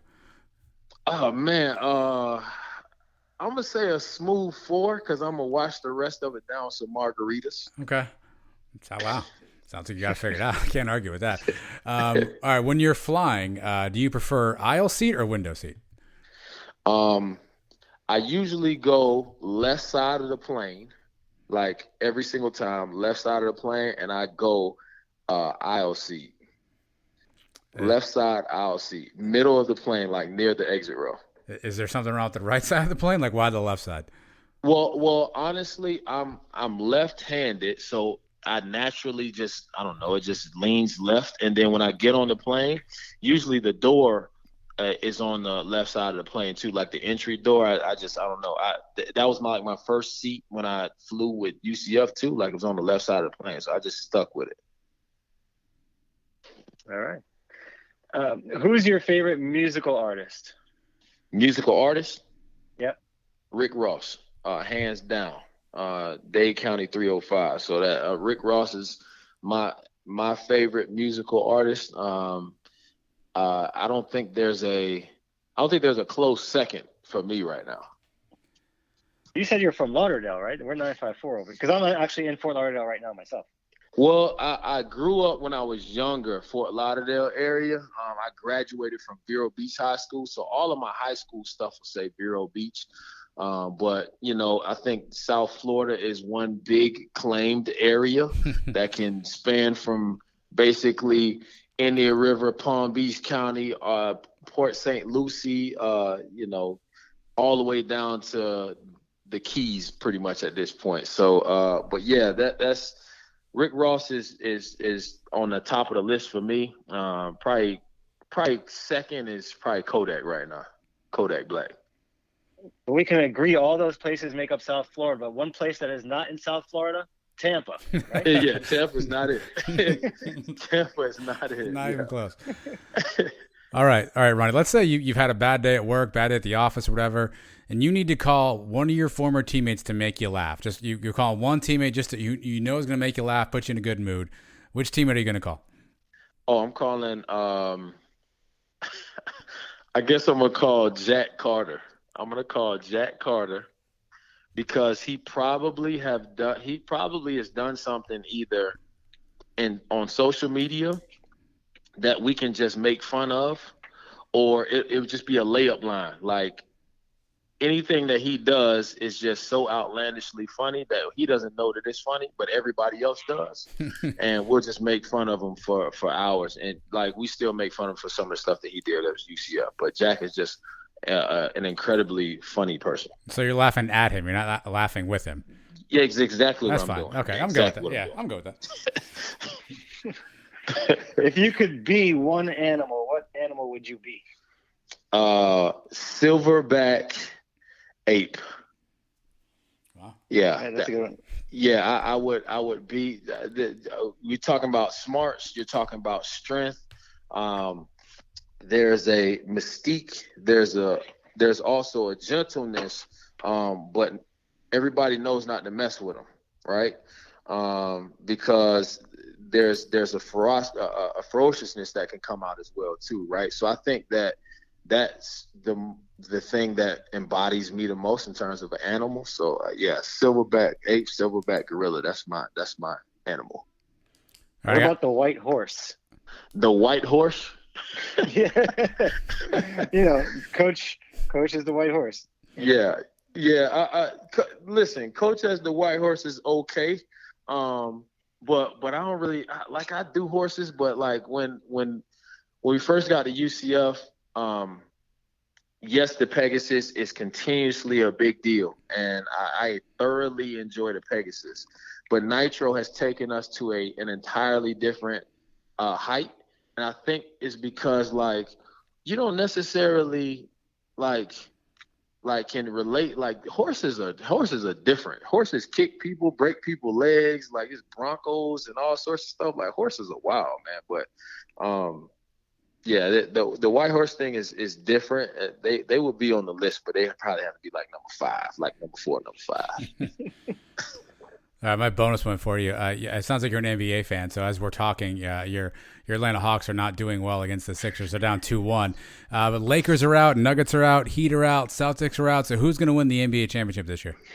You know what? So I don't know. I don't know if this is a strategic answer or not. So Kyrie's out again because Kyrie cost my guy LeBron James a championship back in the day. Okay. Now, if he's out again to cost KD a championship, then that means the Brooklyn Nets are out because they would be my initial choice. Like, they were healthy. KD, Kyrie, and the Beard, nobody's beating them, in my opinion. However, as it stands right now, I'm going to go with the Phoenix Suns. They look good. I'm gonna go with the Phoenix Suns. I just like the way that they're playing basketball right now. Also, Book is a problem for the entire league. He can go off at any time. Plus, you got CP3 that really needs a championship to cement the rest of his legacy, which I think he'll earn if Brooklyn is not in. Brooklyn if they come back and they're remotely healthy, they probably get 2 out of the 3 superstars back. I still probably got Brooklyn, but if Kyrie is out and James Harden's not, he's not back 100%, Brooklyn might be out. They might not even get out of this round. I don't know, man. Kyrie's ankle bent in a direction it's not supposed to bend, so that does not bode well. It didn't look good. That did It not really look didn't. probably a foul on that too, by the way. But either way, Ronnie, we definitely appreciate you taking some time. I know you got a lot going on. I know you carved out some time of your day to chat with us. So we definitely appreciate you hopping in. Definitely enjoyed your career at UCF, and I know a lot of the fans are going to love hearing from you and listen to your memories, man. So we appreciate you and wish you the best of luck going forward. Okay. Yeah, no problem, man. Appreciate y'all for having me. All right, go Knights. All right, go Knights. Charge on. I'm Jeff Allen. Join me each week for unique yet common sense opinions on sports on the Jeff Allen Sports Talk Podcast. We will break down the sports world minus the hot takes with prominent guests and my stable of sports guys. It's sports conversation the way it should be. Search Jeff Allen Sports Talk wherever you get your podcasts or go to jeffallensportstalk.com.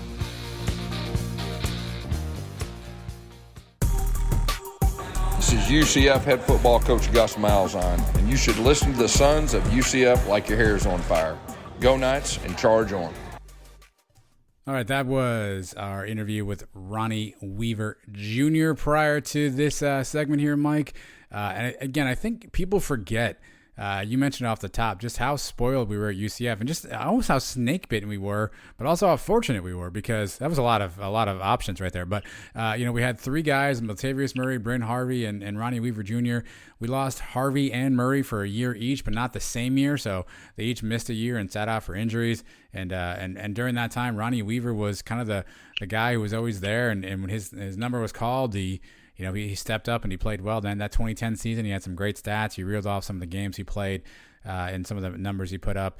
But, he's a guy, certainly, if you want to be cynical, and you heard kind of his answers about a few things, like, you basically asked him, hey, you only had one carry in the Liberty Bowl. And he was like, hey, Latavius, that was his game plan. That was cool. Right. And you talked about the competition, and he was like, hey, we made these guys made us better. He could have easily been kind of bitter. Hey, I ran for 900 yards. Why didn't I get more touches? But it seemed like such a team player, rooted for his teammates and wanted the best for UCF overall. So you certainly love hearing stories like that, and definitely glad we had a chance to catch up with him. He was a workhorse. Looking over his stats, O'Leary was not afraid to just feed him the ball like he did for Kevin Smith. Some of those games, 30 carries a game. That's a lot. There's a lot of hits to take, and he made the most of his time, man. He was a very productive back, and splitting carries with Latavius Murray there's no shame in that. I mean, Latavius Murray is a great running back himself, and Bryn Harvey was a great running back. He had a year or two with over 1,000 yards. So we've been spoiled. We've been spoiled watching these guys. You thought when Kevin Smith left, how do you replace that? Well, we replaced it with three guys, and they all were fantastic. And even better guy to talk to, because I really enjoyed that interview. He was a great guy. Certainly was, Mike. Certainly was. He's definitely a great guy, unlike the people or the things we may nominate next, Mike. And this is our Cow of the Week segment where we pick something, somebody, or whatever that maybe was annoyed us, maybe it's kind of funny, maybe it's kind of stupid, and something we want to pick on in homage to our neighbors to the Western, Mike. So you lead off as always. Who is this week's UCF Mike and nominated Cow of the Week? All right, as you know, and as we've discussed here on the show and on Twitter, season is not far from now. Less than 100 days. I think we're at 80 days now, 81, 80, something like that, for kicking off the season. And I'm going to be at this game. I've already reserved my hotel room. I'm ready to go. I think you're talking about going, and we've talked about doing a big party, a Sons of UCF tailgate. We got to get this done, right? We got to hang out with some of these people, some of the fans we haven't got to hang out with. We've had this whole year of COVID that just passed, and we didn't really get to interact as much as we'd like to. So this is it. This is our shot. Kicking off the season, we're going to have a big party, right? And I've been doing my homework, and I brought up the idea of maybe doing this tailgate, guys, that does the thing at UCF where they'll set you up with the spot, they give you the tent, they give you the table, they give you the chairs.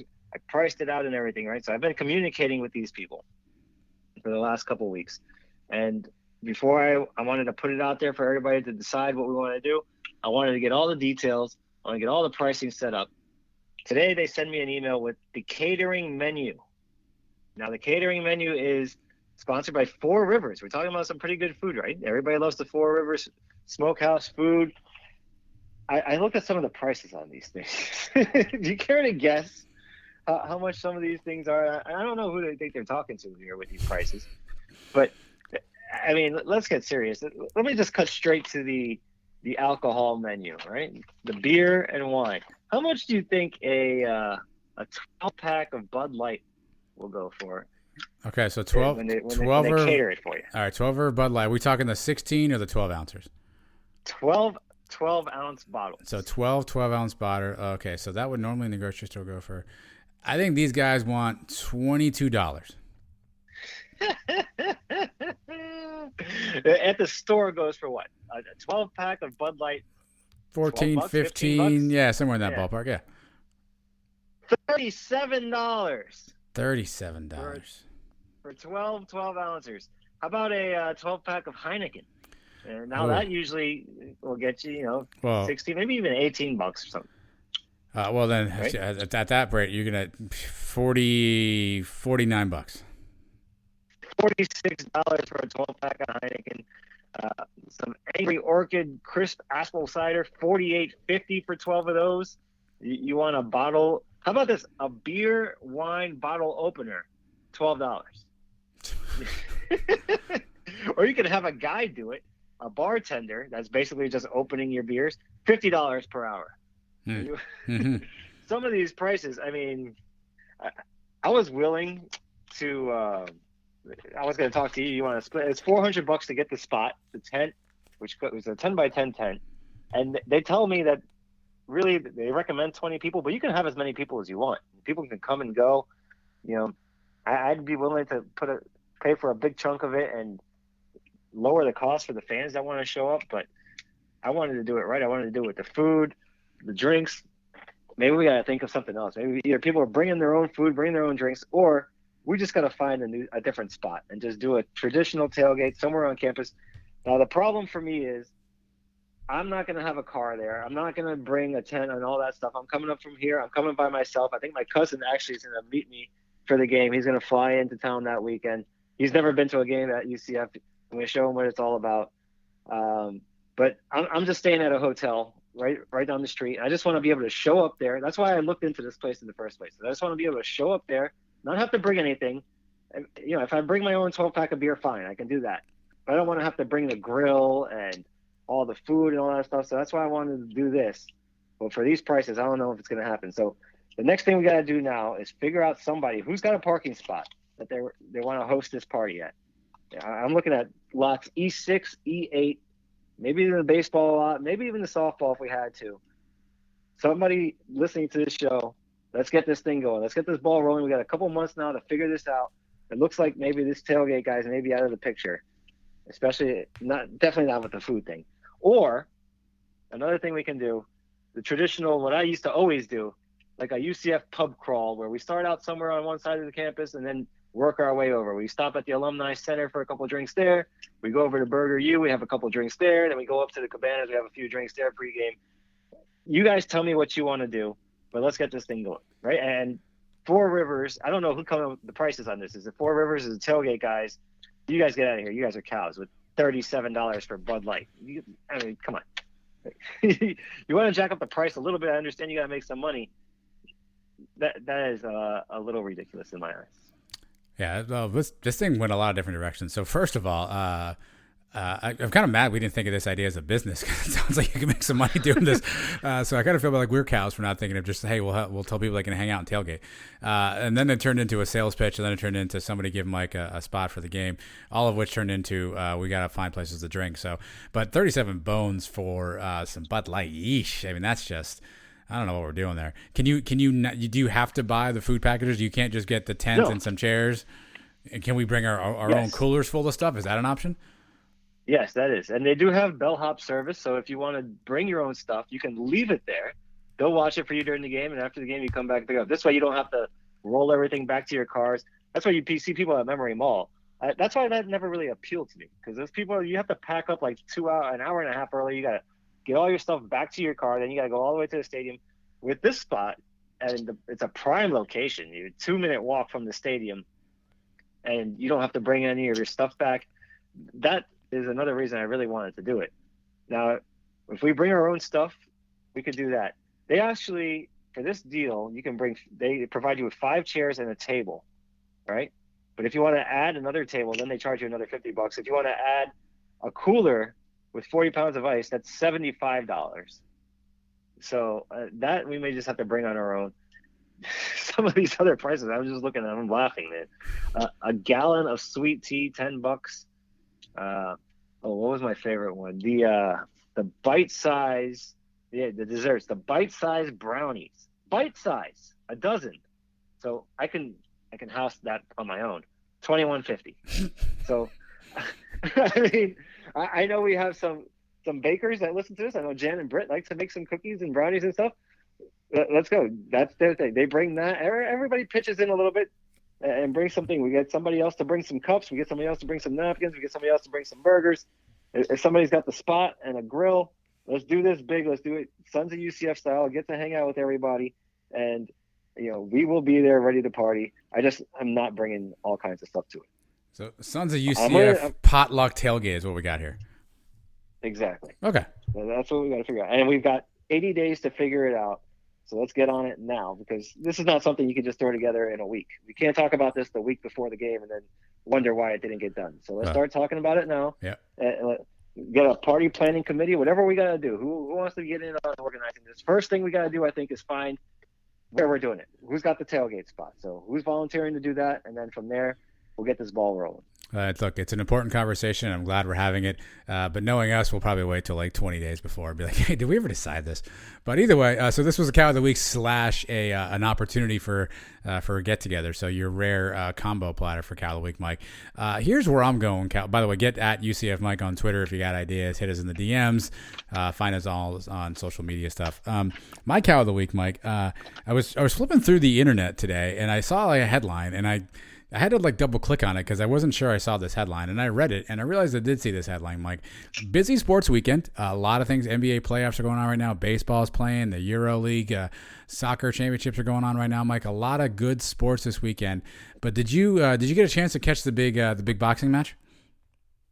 No, I didn't. Oh, you didn't see the big fight? There was a big fight this weekend. You didn't see the big fight? No, I heard there was a fight. I heard it sucked, but I didn't. No, I couldn't even tell you who was fighting. Well, are you talking about which fight? Because I think there was like a Twitter versus YouTube fights. There was an actual boxing match with names that people know. Oh, the big fight, Mike. The big ticket fight of Lamar Odom versus Aaron Carter, of course, because why wouldn't those two people be fighting each other? But apparently Lamar Odom, who was like literally on the brink of doorstep, just beat the living tar out of Aaron Carter, probably because he's 6'10" and Aaron Carter's like 5'4". Mike, what are we doing with all this stupid celebrity boxing stuff, right?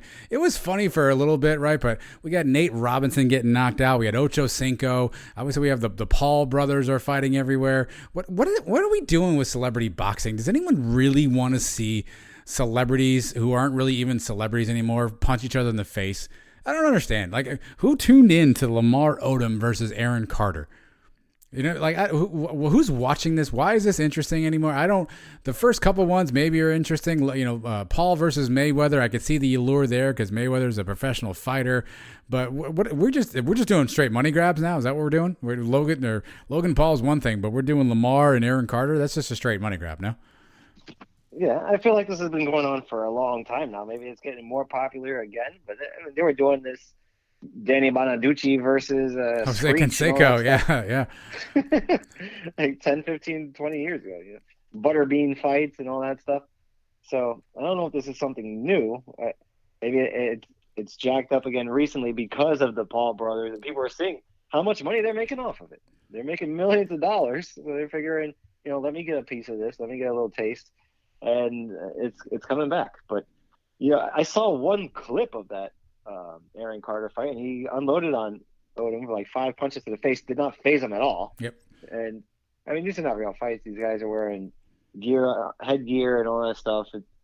I don't know who's watching it. It wasn't me, obviously, because I didn't even know about it until after you told me. Yeah. But whatever. I feel like if they're gonna make money off it, and they're going broke, then that's what they gotta do. Then I feel like we've jumped the shark when we got Lamar Odom versus Aaron Carter. I feel like that's where celebrity boxing just needs to, put its flag in the ground and say, we've had a good run. Let's see you later. I mean, the Paul brothers are trying to be legit fighters. They're training for real. They're working out. I think as much as they obviously aren't, there's still a celebrity element to it. I feel like there's a little bit of seriousness there, but when we're just trotting out Lamar and Aaron Carter. I think that's where we jumped the shark on celebrity boxing. And so I guess, Mike, do you have a UCF on UCF celebrity boxing match you'd like to see? Like, can we set one of these things up, you think? Like, who do you think we could get if we want to put together a UCF versus UCF celebrity boxing match card? Well, that's what I was just about to suggest myself. And, the perfect location, our tailgate party. There we go. Physical violence and booze and expensive food. I'm in. Let's set up a ring. I mean, we set up some podcast fights, a couple other guys that want to take us on or whoever. You got some guys in the dungeon that always argue with each other. You can set up a fight there between a couple of those guys. Maybe some ex-players against some, I don't know, a basketball player versus a football player. The possibilities are endless, really. And actually, I think they used to do this back in the Citrus Bowl. I think there was a time where there were actually people that, if I remember it correctly, did it. And I think they got in big trouble and weren't allowed to do it anymore. But it did happen for a game, I'm pretty sure, back in the early 2000s. I remember watching some boxing in the parking lot. Oh, maybe there's still some options, Mike. Maybe we'll come up with celebrity UCF fights because, heck, everybody else is doing it. So my cow of the week is whoever's putting these things together, because I don't even know how. Like, I feel like someone comes in the room like, "Hey, boss, hey, listen, about that celebrity boxing match, I got a great idea." "Oh, really? What do you got?" "Like, I got a card people are gonna like." "Okay, good. Now we need good ratings. Things are great. Who do you got? Who's interested?" "Could I interest you in Lamar Odom and Aaron Carter?" And why that person didn't just say, "Get out of my office," I don't understand. So, cow of the week. Oh, there was a big argument this week on social media. Maybe we can set it up. Jeff Sharon versus Brendan Helwig. I did see that. I did see that. Yes. Duke it out. I did that. Live. You know what, man? That would be interesting. That would be interesting. Yeah. Yeah. Jeff's gonna be busy. He's the announcer guy, though. He's gonna have to. That's true. He's gonna have to either whoop some ass and get up to the booth, or get his ass whooped and get up to the booth, whatever it would be. I don't know. So we're gonna have to set that up early, because he's gonna need to be there. We don't need him with like a bloody lip trying to announce a third down. You know what I mean? Maybe Elo has to take his place or something. Elo versus Trace. I mean, like I said, we can do. Elo and Trace. A million things we can do here. Yeah, well, we'll figure something out. Knowing us, that means we actually will never figure anything out. What we did get figured out, Mike, is how to bring you the 136th edition of the Sons of UCF. And we definitely appreciate you all for tuning in and listening in. Hopefully you enjoyed listening to Ronnie Weaver, recruiting talk. We had a fun time doing the show this week, Mike. It's good to get back on the live interviews. We still will throw in some of those recorded ones here and there, because there's so many good interviews, and we want to make sure they get back out in circulation. So we'll get some of those spliced in here and there. But good to be back with a traditional show. And don't forget, we'll be back again on Thursday with the Sons of UCF Live. You can find us on Twitter, Facebook, and YouTube. Make sure you follow us on all of our social media channels, which is at Sons of UCF. Also, make sure you find and bookmark our new website, 2nightsmedia.com, the number 2nightsmedia.com. All of our content archived there for your viewing and listening pleasures, Mike. A lot of stuff going on in our little space here. We're glad everyone supports us, and we appreciate everyone's support out there. That's right. Can't stop, won't stop. Stay tuned all week. We're coming out with new stuff Thursday, Monday, sometimes a Sunday night conversation. Who knows? You never know when we're going to add some things for you. So you got to subscribe. Or is that they're calling it now? Subscribe, or it's called something else, right? Follow, maybe. I think you got to follow or something on Apple Podcast. Yeah, they changed their whole platform. It's actually dreadful. Subscribe kind of connotes that you have to pay for it. We don't have to pay for our stuff. We give it to you for free every week. Just send us a nice review, send us 5 stars, and we're happy with that. All right, well, everybody, again, have a fantastic week. We will talk to you all on Thursday on the live show. Until then, Adam and Mike are signing off, and we'll see you around. Everybody go Knights. Charge on.